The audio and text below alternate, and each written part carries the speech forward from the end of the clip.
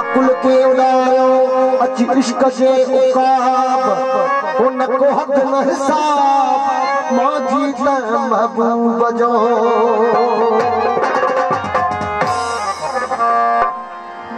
मुख माही लंबाबा किबला सकाबा वर्ण कोई जान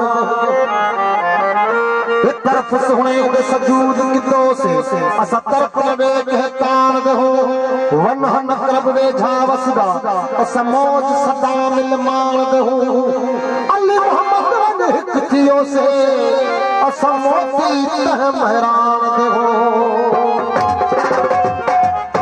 दीद मिलाए दीद में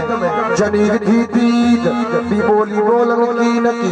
ताल बरी तो ईद अल्लाह जमील वहब जमाल कहड़ा शौक शहीद